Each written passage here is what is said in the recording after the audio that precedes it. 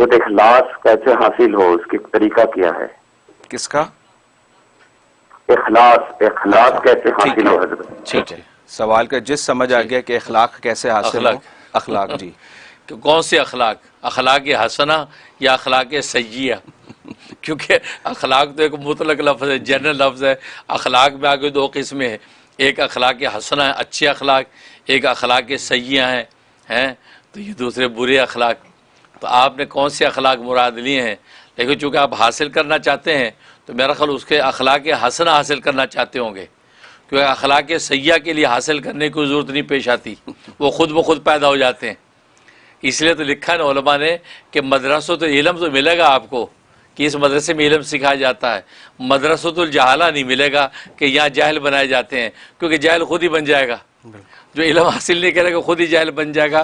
तो यकीन आप अखलाक हसना ही चाहते हैं, क्योंकि अखलाक सय्यिया को सीखने की ज़रूरत नहीं पेश आती, क्योंकि हसना का रास्ता इख्तियार ना करें तो अखलाक सय्यिया खुद ब खुद पैदा हो जाते हैं। तो आप जो सीखना चाह रहे हैं, अखलाक हसना सीखना चाह रहे हैं, अखलाक हसना सीखना का सिर्फ एक ही राज है, और वो ये कि अपने आप को मिटाना है। जिस दिन इंसान अपने आप को मिटाना सीख लेता है और ये समझ लेता है कि मैं सबसे कमतर हूँ और सब मुझसे बेहतर हैं, और उसी दिन वो अखलाक हसना की सीढ़ी पर कदम रख देता है। इसको कहते हैं तवाज़ो, तवाज़ो और ईजज़।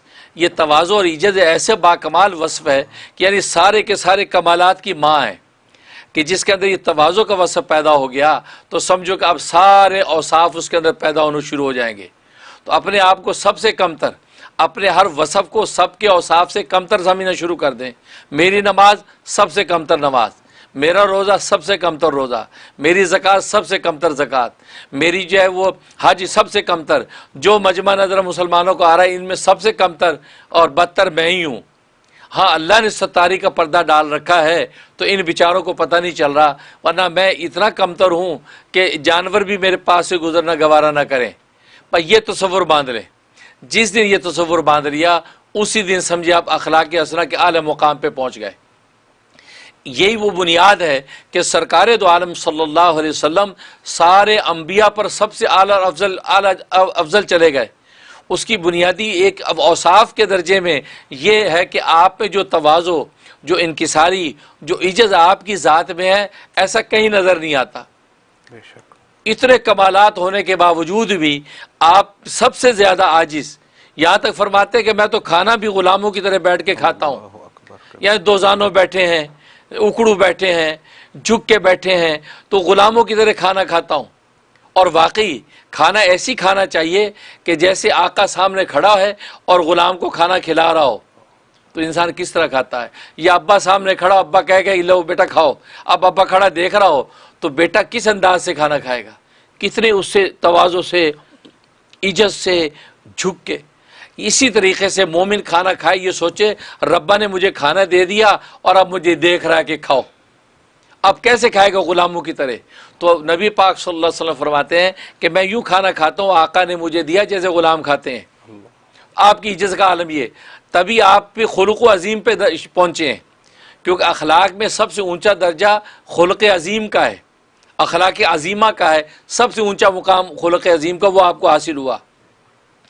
यानी खुलुक़ अज़ीम का खुलासा आप यूँ समझें कि वो अखलाक जो खुद उस मौसूफ से खुल्क सीखते हों उसको खुल्क अज़ीम कहते हैं। यानी अखलाक भी अखलाकियात की हुदूद रसूलुल्लाह से सीखते हैं।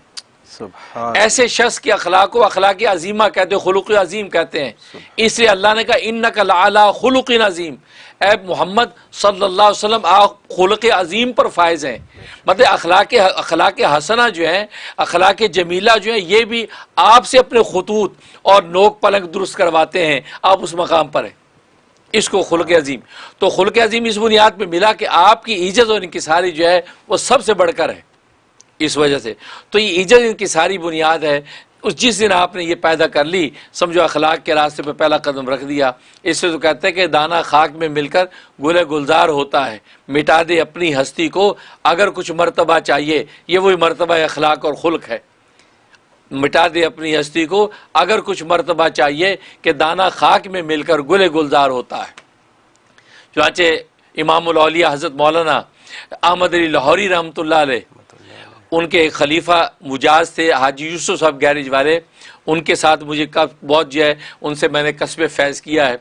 वो बताया करते थे कि तहज्जुद के वक़्त में हज़रत लाहौरी रहमतुल्लाह तहज्जुद की नमाज़ पढ़ रहे हैं, दरमियान में जो है वो झूम झूम के ये शेर पढ़ा करते थे, सदक़े में तेरे साक़ी मुश्किल आसान कर दे, सदक़े में तेरे साक़ी मुश्किल आसान कर दे, हस्ती मेरी मिटा दे, खाक बेजान कर दे।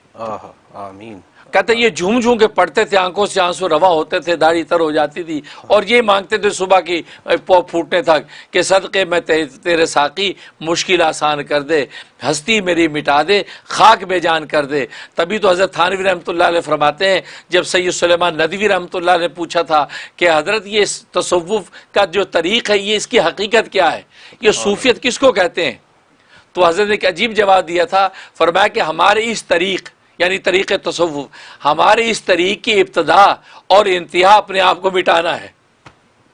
हमारी सूफियत की जो रास्ता है इसकी इब्तिदा और इंतहा अपने आप को मिटाना है। बस मिटाना जिसने सीख लिया, बस जो फ़ना हुआ वो उसी को बका मिलती है। लिहाजा दाना खाक में फ़ना होता, अपनी फ़ना को बर्दाश्त करता है तो आप देखते वही बका का रास्ता इख्तियार करके तनावर दरख्त बन जाता है।